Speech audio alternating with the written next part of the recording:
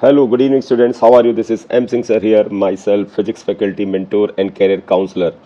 बेटा इस वीडियो में हम लोग बातचीत करेंगे कि जो यूपी आयुष डिपार्टमेंट की जो अंडर ग्रेजुएट की काउंसलिंग हो रही है 2023 की, उसका जो सेकेंड राउंड है उसका नोटिफिकेशन आ चुका है। और सेकेंड राउंड का जो नोटिफिकेशन आया है उसमें क्या क्या इंपॉर्टेंट डेट्स हैं, कैसे आपको रजिस्ट्रेशन करना है और रजिस्ट्रेशन का अमाउंट क्या है, एक्सेट्रा। इस वीडियो में हम इसके बारे में बात करेंगे। साथ ही साथ आपके साथ इसमें ये भी डिस्कस करेंगे कि कौन कौन से बड़े इंपॉर्टेंट पॉइंट्स हैं जिसको काउंसलिंग को कंप्लीट करने से पहले और चॉइस को लॉक करने से पहले आप उन्हें ध्यान रखें। इसलिए वीडियो को आप एंड तक देखिएगा, नहीं तो कहीं पर अगर मिस्टेक होती है तो एक अपॉर्चुनिटी आपसे मिस हो सकती है। तो आइए स्टार्ट करते हैं। आप देखिएगा स्क्रीन पर आपके ये PDF डिस्प्ले है। यूपी का आयुष यूजी काउंसलिंग 2023 के द्वितीय चक्र की ऑनलाइन काउंसलिंग की समय सारणी दी गई है। इसमें आप जरा ध्यान से देखिएगा, मेन तारीखें आपको बता देते हैं। द्वितीय काउंसलिंग चक्र, फर्स्ट पॉइंट देखिएगा, ऑनलाइन पंजीकरण एवं अभिलेख अपलोड करने की तिथि, यानी आपको ऑनलाइन जो रजिस्ट्रेशन करना है और आपके डॉक्यूमेंट्स जो है उसको अपलोड करना है। डॉक्यूमेंट्स को अपलोड करना है, उसकी तारीख जो है 3 अक्टूबर को 11 बजे से लेके सुबह 11 बजे से लेके 5 अक्टूबर को 2 बजे तक है, दोपहर 2 बजे तक है बेटा। ये धरोहर राशि जमा करने की तिथि, धरोहर राशि मतलब होता है बेटा सिक्योरिटी मनी। धरोहर राशि का मतलब बेटा सिक्योरिटी मनी। सिक्योरिटी मनी का जो डेट्स है वो है बेटा 3 अक्टूबर को ही 11 बजे से 6 अक्टूबर को ये बेटा 12 बजे तक है। तो एक दिन एक्स्ट्रा दे रखा है इसमें। आप 5 तक रजिस्ट्रेशन कर सकते हैं डॉक्यूमेंट्स का अपलोड, और 6 तारीख तक आप धरोहर राशि यानी सिक्योरिटी मनी जमा कर सकते हैं। क्या धरोहर राशि है, कितना है आपको पता है, लेकिन वीडियो के एंड में आपको मैं इसके ओरिजिनल डॉक्यूमेंट से दिख करके आपको दिखा दूंगा, जिससे कोई डाउट ना हो कि धरोहर राशि कोई गलत तो नहीं आपने फिल कर दी है। ऑनलाइन अभिलेखों का सत्यापन, जो आप ऑनलाइन डॉक्यूमेंट आप अपलोड करेंगे उनका वेरिफिकेशन की तारीख जो है, सत्यापन मीन्स वेरिफिकेशन, 4 अक्टूबर से 7 अक्टूबर के बीच होगा और ये दोपहर 12 बजे तक है। पंजीकृत अभ्यर्थियों की मेरिट सूची, इसके बाद बेटा विभाग 7 तारीख को मेरिट सूची जारी कर देगा, यानी कि जो बच्चे बेटा रजिस्ट्रेशन में पार्टिसिपेट करेंगे उनकी एक मेरिट सूची आएगी, उनके जो ऑल इंडिया रैंक है उसके आधार पर, और ये 2 बजे तक अपलोड हो जाएगी। नेक्स्ट पॉइंट आएगा बेटा, पॉइंट नंबर 5 देखिएगा, ऑनलाइन चॉइस फिलिंग भरने का समय एवं सीट को लॉक करने का समय, यानी आप चॉइस जो भरेंगे और सीट को लॉक कर देंगे उसकी डेट बेटा 7 अक्टूबर को मेरिट सूची जारी करने के बाद से ही स्टार्ट हो जाएगी और 9 अक्टूबर तक अवेलेबल रहेगी शाम को 6 बजे तक। ठीक है, ये इंपॉर्टेंट डेट होती है क्योंकि कई बार कुछ बच्चे लॉक करना भूल जाते हैं, तो कृपया लॉक कर दीजिएगा। यहाँ पर ऑटो लॉक नहीं होता है, यूपी के अंदर आपको खुद ही लॉक करना पड़ता है। अनंतिम सीट आवंटन सूची एवं सूचियों का प्रकाशन, यानी जो फाइनल सीट अलॉटमेंट होगा, जो फाइनल सीट का अलॉटमेंट होगा वो 10 अक्टूबर को शाम को 5 बजे तक वो अपनी वेबसाइट पर अपलोड कर देंगे। उसके बाद पॉइंट नंबर 7 देखें, नोडल सेंटर पर अभ्यर्थियों के मूल अभिलेखों का सत्यापन। उसके बाद आप नोडल सेंटर पर जाएंगे और अपने डॉक्यूमेंट्स को बेटा वेरीफाई कराएंगे। वहां पर फिजिकल वेरिफिकेशन होता है ओरिजिनल डॉक्यूमेंट्स का, वो 11 अक्टूबर को 11 अक्टूबर से लेके 12 अक्टूबर के बीच होगा और शाम को 5 बजे तक ये रहेगा। आवंटन पत्र डाउनलोड करने एवं आवंटित संस्था में प्रवेश की अंतिम तिथि, इसके बाद जो बेटा आपको अलॉटमेंट मिला है वहाँ का अलॉटमेंट लेटर को आप डाउनलोड करेंगे और जिस संस्था में, जिस इंस्टीट्यूट में, जिस मेडिकल कॉलेज में आपको मिला है उस जगह पे जाके आप अपने प्रक्रिया को कंप्लीट करेंगे, पूरे एडमिशन प्रोसेस को कंप्लीट करेंगे। और ये दिनांक है 13 अक्टूबर शाम 5 बजे तक। ठीक है, तो 13 तारीख तक आपको समय मिला है। प्रवेशित अभ्यर्थी द्वारा अपग्रेडेशन हेतु सहमति भरने की अंतिम तिथि, इसके बाद अगर आप चाहते हैं कि आपको अपग्रेडेशन करना है, जैसे आपको जो मान लीजिए BHMS मिल गया, आपको लगता है हमें BAMS लेना है या BUMS लेना है, तो अगर आप इस तरह से अपग्रेड करना चाहते हैं तो इसकी अंतिम तिथि जो है 14 अक्टूबर है, दोपहर 12 बजे तक। और अपग्रेडेशन का परिणाम भी बेटा जो है वो 14 को ही 3 बजे तक आ जाएगा, यानी सेम डे ही आ जाने वाला है। पॉइंट नंबर 11 आइएगा बेटा, नोडल सेंटर पर नवीन आवंटन प्राप्त अभ्यर्थियों के मूल अभिलेखों का सत्यापन। तो जो नया अलॉटमेंट आपको मिला है इसके डॉक्यूमेंट्स ले जा करके आपको नोडल सेंटर पर उनका वेरिफिकेशन कराना। इसकी डेट है बेटा 16 अक्टूबर को 10 बजे से 17 अक्टूबर की शाम को 5 बजे तक। इसके बाद अपग्रेडेड आवंटन पत्र डाउनलोड करने की, यानी जब आपने अपग्रेडेशन के लिए अप्लाई किया तो अगर आपको अपग्रेडेशन का वो कॉलेज या वो स्ट्रीम मिल गई तो आप उसका अलॉटमेंट लेटर डाउनलोड करेंगे और आवंटित संस्था में प्रवेश लेंगे। और इसकी तिथि सिर्फ 18 तक है बेटा, 18 तारीख को शाम को 5 बजे तक, वर्किंग आवर्स में ही है बेटा। तो ये मेन बेटा पॉइंट्स हैं। इसमें 3 तारीख से प्रक्रिया शुरू होती है और फाइनली एडमिशन की प्रक्रिया 18 तारीख को खत्म होती है। इसलिए लगभग 15 डेज का आपको इस पूरे प्रोसेस में टाइम मिलता है। कोशिश करें कि आप जब एडमिशन प्रक्रिया के लिए आपको सेंटर पे जाना है और नोडल सेंटर पे जाना है तो आप आखिरी दिन का ना वेट करें, वेरी फर्स्ट डे पहुंच जाएं। तो के बाद नेक्स्ट पॉइंट देखिएगा, कुछ इंपॉर्टेंट पॉइंट्स यहाँ दिए जा रहे हैं। आपके मन में क्वेरीज होगी, कितनी सिक्योरिटी मनी जमा होगी, जिन लोगों ने फर्स्ट राउंड में पार्टिसिपेट नहीं किया सीधे सेकंड राउंड में आ रहे हैं उनके साथ क्या होगा, जिनको फर्स्ट राउंड में सीट मिल गई है क्या वो सेकंड राउंड में भी पार्टिसिपेट कर सकते हैं, वगैरह वगैरह। तो ये क्वेश्चन के आंसर यहाँ आएंगे, मैं अलग से भी आपको इस बारे में बताता हूँ। ये पॉइंट देखिएगा बेटा, द्वितीय चक्र की काउंसलिंग में प्रतिभाग करने वाले सभी प्रकार के अर्ह यानी एलिजिबल अभ्यर्थियों को वरीयता विकल्प भरना यानी चॉइस फिलिंग करना अनिवार्य होगा।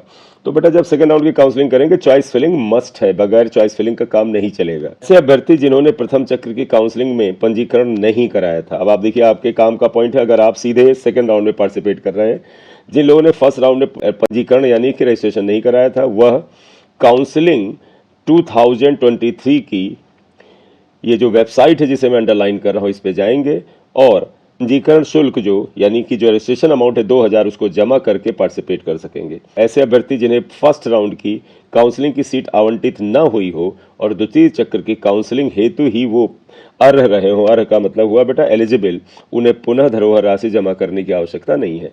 फर्स्ट राउंड में आपने पार्टिसिपेट किया था, आपकी रैंक के अनुसार बेटा कोई कॉलेज आपको अलॉट ही नहीं हुआ तो आप सेकेंड राउंड में कोई भी सिक्योरिटी मनी एडिशनल नहीं जमा करेंगे। आपको केवल और केवल चॉइस फिलिंग करना है, यानी आप वेबसाइट पे जाएंगे, आप वहां पर अपनी जो आईडी है और पासवर्ड है उससे आप उसे ओपन करके सीधे चॉइस फिलिंग करेंगे। नेक्स्ट पेज पर एक पॉइंट अगला आइएगा, प्रथम चक्र की काउंसलिंग से प्रवेशित अभ्यर्थी यदि द्वितीय चक्र की काउंसलिंग में प्रतिभाग करना चाहता है। अब ये पॉइंट देखिएगा बेटा, कुछ बच्चों पे लागू होगा। क्या है? प्रथम चक्र की काउंसलिंग से प्रवेशित अभ्यर्थी यदि द्वितीय चक्र की काउंसलिंग में प्रतिभाग करना चाहता है यानी पार्टिसिपेट करना चाहता है तो उन्हें प्रवेशित आयुष महाविद्यालय से काउंसलिंग हेतु अनापत्ति प्रमाण पत्र, अनापत्ति प्रमाण पत्र का मतलब बेटा है वो एनओसी, नो ऑब्जेक्शन सर्टिफिकेट लेना पड़ेगा। उनसे आप एनओसी लेंगे, आप उन्हें बताएंगे हम ऐसा करना चाहते हैं, वो नो ऑब्जेक्शन सर्टिफिकेट दे देंगे और उसकी ओरिजिनल कॉपी को जब आप डॉक्यूमेंट के वेरिफिकेशन के लिए सेंटर पर जाएंगे सेकेंड राउंड की काउंसलिंग के बाद, वहां पर आपको ओरिजिनल एनओसी ले जाना होगा। ठीक है बेटा, यानी कि फर्स्ट राउंड में अगर आपको कॉलेज मिल गया है तो भी आप सेकेंड राउंड में एनओसी लेकर के पार्टिसिपेट कर सकते हैं। पॉइंट इंपॉर्टेंट है। नेक्स्ट पॉइंट आएगा, प्रथम चक्र में प्रवेशित अभ्यर्थी पुनरावंटन यानी रीशफलिंग के लिए द्वितीय चक्र में चॉइस फिलिंग कर प्रतिभाग कर सकते हैं। ये भी एक इंपॉर्टेंट पॉइंट आ गया। प्रथम चक्र में प्रवेशित अभ्यर्थी यानी जिन स्टूडेंट्स ने फर्स्ट राउंड में प्रवेश ले लिया था, पुनरावंटन हेतु, पुनरावंटन मतलब हुआ बेटा आप चाहते हैं कि दोबारा आपकी सीट की रीशफलिंग हो, तो प्रथम चक्र में प्रवेशित अभ्यर्थी पुनरावंटन यानी रीशफलिंग के लिए द्वितीय चक्र में चॉइस फिलिंग कर प्रतिभाग कर सकते हैं। भर्ती चॉइस फिलिंग करते समय प्रवेशित सीट का विकल्प द्वितीय चक्र में न भरें। तो जब आप बेटा सेकेंड राउंड में रीशफलिंग के लिए आप चॉइस को भरेंगे तो उस समय आप फर्स्ट राउंड में जो आपको सीट मिली थी उसे नहीं भरेंगे, अन्यथा की स्थिति में यदि आपको पूर्व आवंटित सीट फिर से आवंटित हो जाती है तो उसे पुनः प्रवेश प्रक्रिया पूर्ण करना होगी। तो बेटा अगर आपको बाई चांस पिछली वाली सीट भी आपने ऑप्शन में राउंड 2 में डाल दिया, वही सीट आपको अलॉट हो जाएगी। अगर वो अलॉट हो गई तो फिर प्रवेश की प्रक्रिया आपको बेमतलब में जाके उसी कॉलेज में फिर से करना पड़ेगा। पुनरावंटन में सीट आवंटित हो जाने की दशा में आपको पूर्व आवंटित सीट स्वतः रिक्त हो जाएगी। ये तो अपग्रेडेशन हुआ बेटा एक तरह से। जब आपको सेकंड राउंड में आपकी चॉइस का बेटर कॉलेज मिल गया तो आपका क्या हुआ, अपग्रेडेशन हो गया और अब आपकी राउंड 1 वाली जो सीट थी जो अलॉट हुई थी वो अब अपने आप खाली हो जाएगी, उस पर आपका कोई अधिकार नहीं रहेगा। किंतु पुनरावंटन न होने की स्थिति में उसकी पूर्व की सीट यथावत बनी रहेगी। यानी राउंड 1 से राउंड 2 में आप आते हैं केवल रीशफलिंग के लिए, फिर से आवंटन के लिए, एक तरह से इनडायरेक्टली अपग्रेडेशन के लिए, और आपको सेकंड राउंड में सीट नहीं मिलती है जिस तरह की चॉइस आपने भरी उसके अनुसार, तो फर्स्ट राउंड की सीट आपकी जाएगी नहीं, वो आपकी सुरक्षित रहेगी। नेक्स्ट पॉइंट आइएगा, द्वितीय चक्र में प्रथम चक्र की भांति सीट अपग्रेडेशन की प्रक्रिया की जाएगी। जैसे फर्स्ट राउंड में आपको सीट को अपग्रेड करने का ऑप्शन मांगा जाता है, जब आप बेटा एडमिशन लेने जाते हैं तो उस समय आपसे ऑप्शन पूछते हैं, ये काम आपको सेकेंड राउंड में भी करने को मिलेगा। अभ्यर्थी यदि अपने लिए आवंटित सीट पर प्रवेश नहीं लेता है, आपको एक सीट अलॉट हो गई, आपने उस पर एडमिशन ही नहीं लिया, तो उसकी धरोहर राशि राजकीय आयुष कॉलेज हेतु जो कि 20,000 रुपये है, ये बेटा सिक्योरिटी मनी है, एवं निजी क्षेत्र के आयुष कॉलेज हेतु ये 50,000 रुपये है। अगर आप प्राइवेट आयुष कॉलेज में जाना चाहते हैं तो 50,000 की सिक्योरिटी मनी है, ये विभाग के पक्ष में जब्त हो जाएगी। तो मतलब आप समझे बेटा, फर्स्ट राउंड में आपको सीट मिल गई, आप बैठे रहे, आपने जाके इस कॉलेज में प्रवेश ही नहीं लिया, तो फिर आपकी जो सिक्योरिटी मनी थी वो जो 20,000 थी गवर्नमेंट कॉलेज के केस में, 50,000 थी प्राइवेट के केस में, वो जब्त हो जाएगी। आपको सेकंड राउंड में पार्टिसिपेट करने के लिए फिर से सिक्योरिटी मनी जमा करना होगा। ये आगे बताएंगे, एक बार आगे मैं क्लियर कर देता हूँ। आप देखिएगा, स्टेट कोटा की सीट हेतु पिछड़ा वर्ग, आर्थिक रूप से कमजोर वर्ग का प्रमाण पत्र समझ अधिकारी से दिनांक 1 अप्रैल 2023 अथवा उसके बाद का निर्गत होना चाहिए। भारत सरकार के सेवा योजन हेतु निर्गत प्रमाण पत्र मान्य नहीं होगा।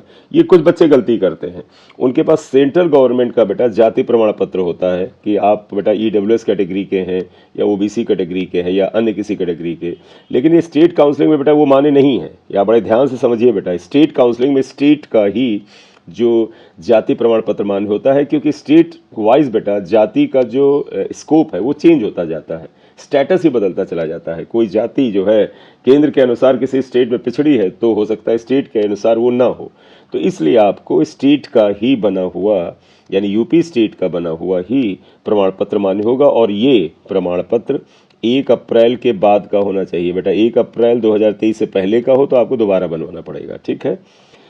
दिव्यांगजनों के आरक्षण के संबंध में विवरण पुस्तिका के संलग्नक संख्या 5 के अनुसार जारी प्रमाण पत्र ही मान होंगे।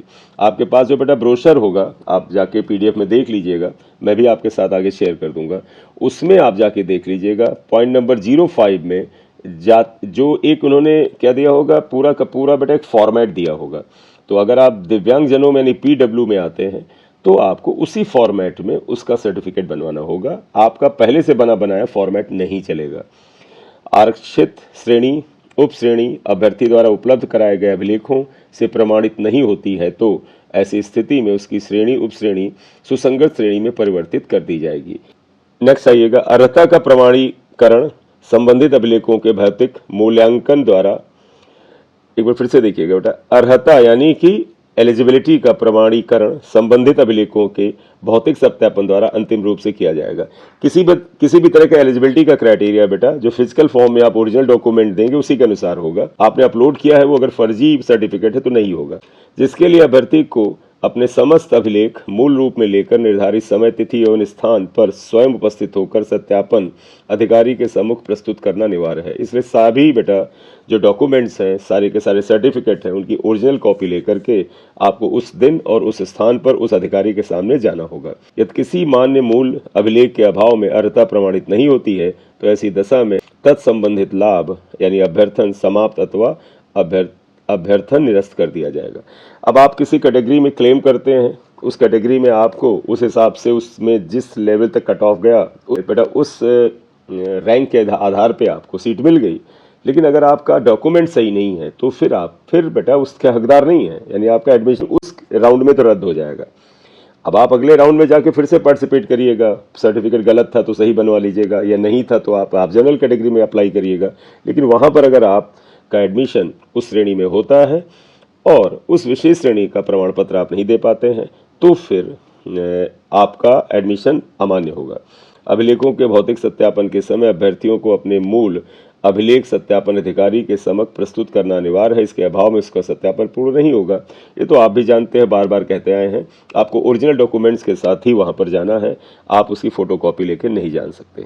ऑनलाइन काउंसलिंग की अद्यतन जानकारी हेतु वेबसाइट का निरंतर अवलोकन करते रहें। ये कुछ हेल्पलाइन नंबर्स है, आप इन पे बात कर सकते हैं।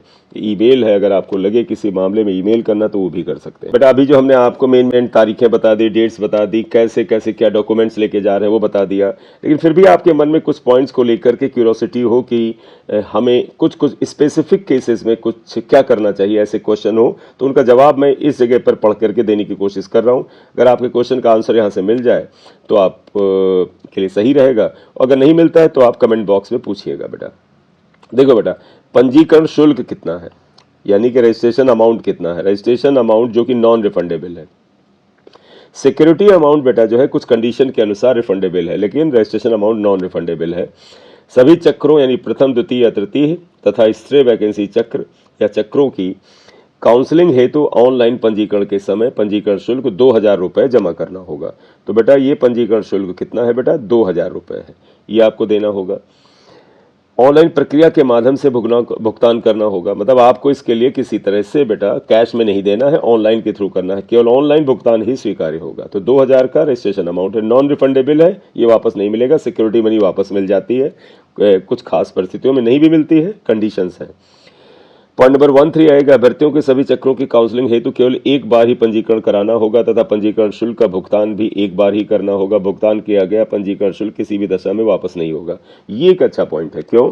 क्योंकि आप में से कुछ बच्चों को लगेगा कि हम राउंड 2 में फिर से पार्टिसिपेट कर रहे हैं, हमने राउंड 1 में रजिस्ट्रेशन अमाउंट 2000 जमा किया था, अब आपको राउंड 2 में रजिस्ट्रेशन अमाउंट नहीं जमा करना है। रजिस्ट्रेशन अमाउंट केवल और केवल एक बार जमा होगा, वो बार बार हर राउंड में नहीं जमा होगा। धरोहर राशि यानी security money UP AYUSH UG course के राजकीय आयुष महाविद्यालयों हेतु 20,000 रुपये तथा निजी क्षेत्र के आयुष महाविद्यालयों हेतु 50,000 रुपये की सिक्योरिटी मनी ऑनलाइन लिंक के माध्यम से ही आपको भरना होगा। ठीक है, तो 20,000 और 50,000 का ये अमाउंट है। करेक्ट बेटा।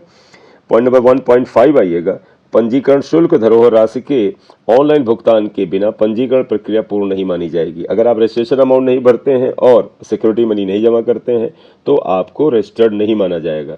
धरोहर धनराशि का लिंक पोर्टल पर तत्समय उपलब्ध कराया जाएगा, और धरोहर राशि जब आप जमा कर देंगे सिक्योरिटी मनी तो उससे रिलेटेड जानकारी आपको वहां पर मिल जाएगी, आपको दिखेगा कि ये अमाउंट पे हो गया है।